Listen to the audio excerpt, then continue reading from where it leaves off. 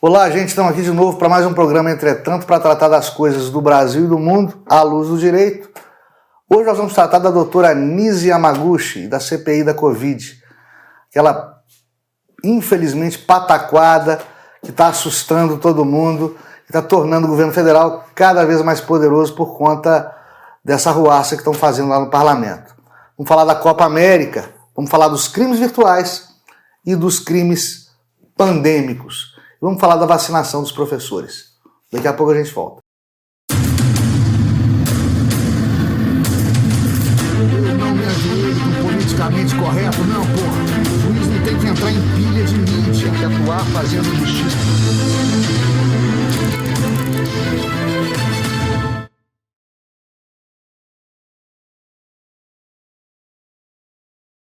Gente, tudo bem? Entretanto, aqui para tratar das coisas do Brasil e do mundo à luz do direito de maneira clara, suave, objetiva, bem-humorada, entretendo e informando, sem perverter informações. E por conta disso, a gente não poderia deixar de tratar aqui da doutora Nise Yamaguchi, sua sabatina na CPI da Covid. Já tive a oportunidade de falar com vocês sobre o que é a Comissão Parlamentar de Inquérito. Ela legalmente só pode levar a uma notícia-crime, né?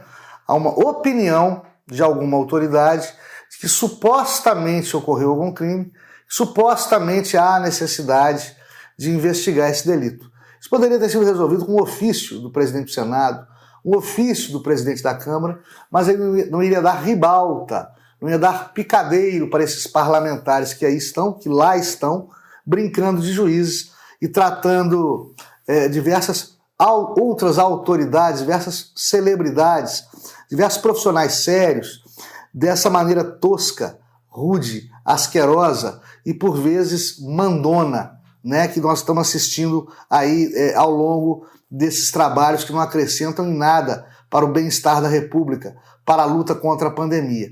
O último problema surgido, ou talvez o mais escandaloso deles, foi a doutora Nise Yamaguchi. A doutora Nise Yamaguchi, para quem não sabe, é uma das maiores autoridades do mundo em infectologia, em virologia. Ela serve como conselheira técnico-científica de diversas empresas e países do mundo e sediava essa importante cátedra no Hospital Albert Einstein, até por conta da politização da pandemia, até por ser defensora do direito dos médicos prescreverem a terapia que bem entendam para o tratamento da Covid, inclusive através da hidroxicloroquina.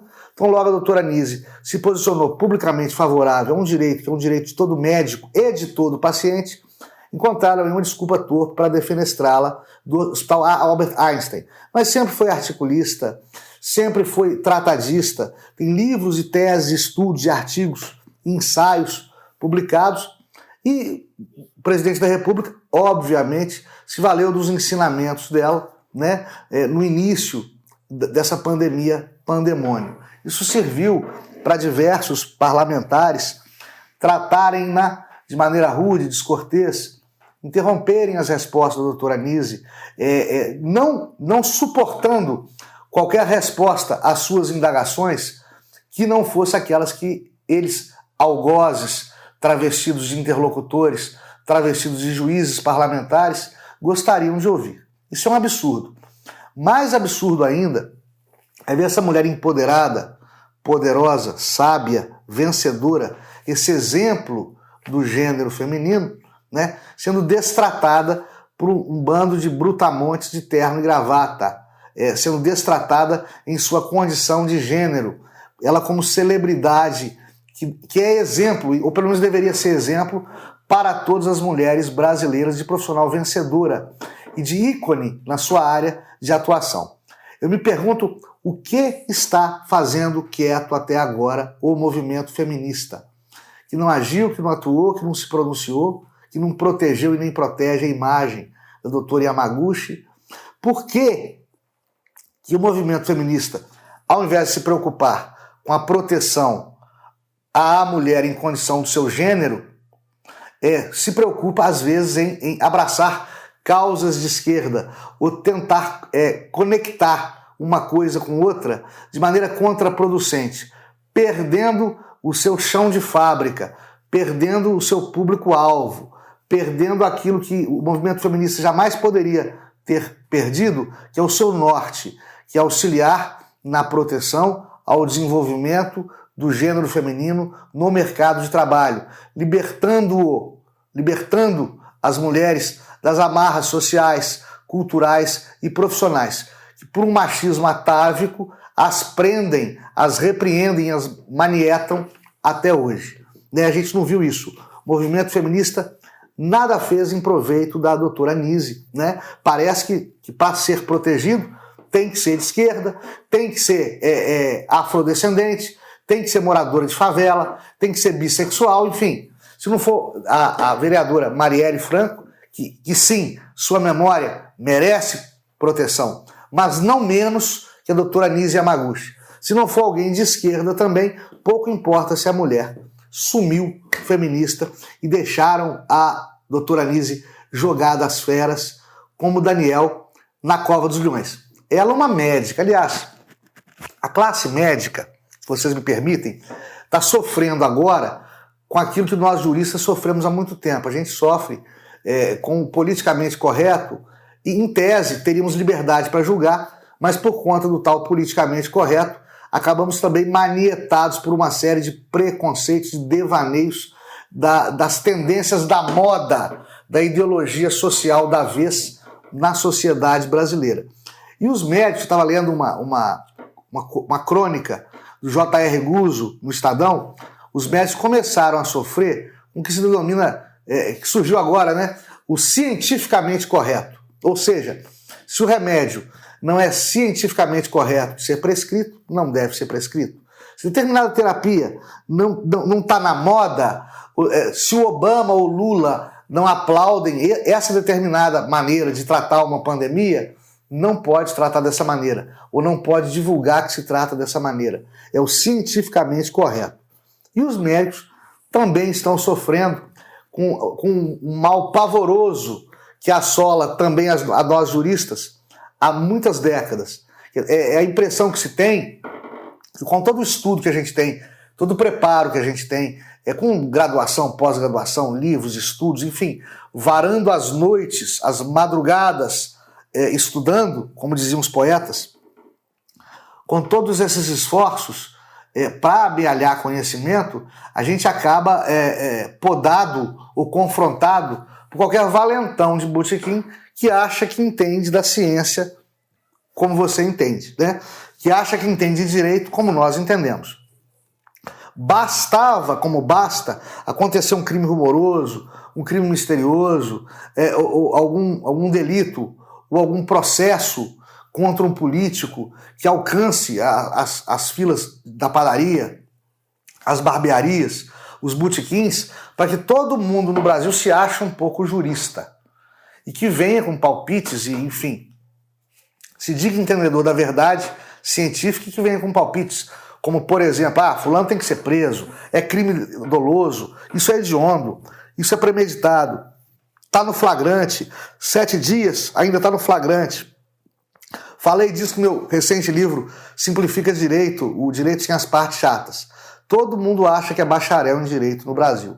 E com a pandemia, todo mundo está achando que é médico no Brasil, que é bacharel em ciências médicas, que é doutor médico no Brasil. Todo mundo quer dar aula sobre hidroxicloroquina, sobre azitromicina, sobre tratamento precoce. Todo mundo é entendido de medicina no Brasil de uma hora para outra por causa da pandemia. Onde há um vácuo de informação, onde se empesteia a desinformação, sobra para esses rábulas aí, para esses leigos metidos a entendidos, inclusive para confrontar, afrontar e contestar os verdadeiros experts da matéria, como foi no caso da doutora Anísia, tá certo? Bom, Copa América no Brasil, Bolsonaro quer, CBF já cuidaram de afastar o presidente da CBF, encontraram um escândalo, requentaram um escândalo de abuso sexual envolvendo o presidente da CBF, para talvez enfraquecer o movimento governamental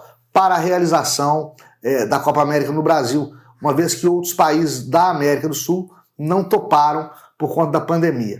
Olha, Se nós vamos realizar as Olimpíadas em Tóquio, e vamos realizar as Olimpíadas em Tóquio, a lógica é a mesma para realizar a Copa América no Brasil. Ainda que seja no Serranão, né? O estádio lá de Serrana, onde 95% da população já está imunizada, ainda que seja no Serranão, uma vez que vão ser jogos sem público, eu não vejo por que seria mais perigoso para o contágio, a transmissão da Covid, do que, por exemplo, passeata da esquerda na Avenida Paulista, em São Paulo, pedindo a cabeça de Bolsonaro, onde a maioria das pessoas estava sem máscara e ninguém falou nada. Ou seja, jogo da Copa América traz muito menos problema para a saúde pública no Brasil, afronta muito menos aquelas pessoas justamente condoídas pelos espectros da pandemia no Brasil, do que uma passeata política, por exemplo, ou por conta de movimentos pró-Bolsonaro, ou por conta de movimentos contra Bolsonaro. Além disso, o fato me lembra 1970, né? João Saldanha era o técnico da seleção brasileira, queria então jogar no México em busca do tri, que ganharia, né, e encantaria a todos com aquele futebol maravilhoso da melhor seleção de todos os tempos. João Saldanha era um cara da imprensa, né, por ser jornalista esportivo, acabou treinando um ou dois clubes do Rio de Janeiro e acabou convidado para assumir a comissão técnica da seleção brasileira em 1969. Quando era presidente, o Emílio Garrastazu Médici, que para muitos é a personificação em carne e osso do auge do rigor da ditadura militar, para muitos, né? E João Saldanha era comunista, de carteirinha. Os senhores imaginem, técnico da seleção brasileira, comunista, subordinado a um presidente da República de extrema-direita militar, líder dos anos de chumbo no Brasil. E, para piorar tudo, o Médici começou a dar pitaco na seleção do Saldanha, dar pitaco, dar palpite da seleção do Saldanha. O Saldanha tentou se desvencilhar daqui e dali com alguma evasiva, fingindo que não ouvia uma outra pergunta de jornalista. Um belo dia, acuado por um repórter, ele não se conteve. Olha, fala com o presidente que eu não mando no ministério dele e ele não manda na minha seleção. E fica elas por elas. É claro que Saldanha não sobreviveu mais alguns dias no cargo, foi deposto, foi rescindido seu contrato com a CBF, que acabou chamando para o lugar de Saldanha, Zagallo, e ganhamos o tri no México, e o resto é história e é lenda. O que importa salientar nesse tipo de crise é que não dá para misturar, uma coisa que não pode misturar é futebol com política. Por mais indigesto que seja o clima político, por melhor ou pior que esteja uma seleção ou um clube de futebol. Eu, por exemplo, detesto, abomino os comentários que o Walter Casagrande faz por ocasião de eventos esportivos que ele ajuda a apresentar, comentando e miscuindo, né, a parte bela do futebol, né, aquela parte da resenha, do bate-papo, da troca de ideias amenas, que antecede e sucede a uma boa partida de futebol, temperando com pitadelas ácidas de seus preconceitos políticos. Isso não combina com o futebol, não combina com a política e nem muito menos com a sociedade brasileira. Então Tite, jogadores da seleção, CPF, o próprio Bolsonaro, não dá para misturar futebol e política. É isso aí que eu precisava rezar para que não ocorresse aqui, porque nós temos Copa do Mundo ano que vem, e se a gente tiver vivo até ano que vem, se a pandemia evidentemente deixar, a gente gostaria de tentar ganhar o Penta, né? o Hexa, no caso. Penta nós já temos. Bom, muita violência dentro e fora das casas brasileiras por conta da pandemia. Então, homem batendo mais mulher, homem matando mais mulher, mulher matando mais homem, irmão matando mais irmã, enfim, pai matando filho e vice-versa, mais suicídio, mais depressão. Essas são as consequências nefastas do distanciamento social, do lockdown, do toque de recolher. fez muita coisa boa. A segurança pública agradeceu, diminuiu assalto, a mão armada, diminuiu acidente de trânsito, diminuiu briga de bar, né? A segurança pública agradeceu. Agora está surgindo a outra face da moeda. Nós estamos lidando agora com o osso, lidamos com o filé mignon. Agora estamos lidando com o osso dos efeitos nefastos do distanciamento social, das pessoas fiquem casistas, das pessoas dentro de casa. E aí começa aquela chantagem emocional, porque vida humana em primeiro lugar. Porra, vida humana também é prato de comida na mesa do trabalhador, com o trabalhador trabalhando. Nós médicos que salvamos vidas, que sabemos os perigos da pandemia e sabemos da necessidade do distanciamento social, porque nós vemos todo dia gente morrendo, nós salvamos vidas. Pô, médico salva a vida mesmo, cara. Piloto de avião também salva. Mecânico que aperta o parafuso do seu carro também salva. Toda classe profissional social merece o mesmo respeito.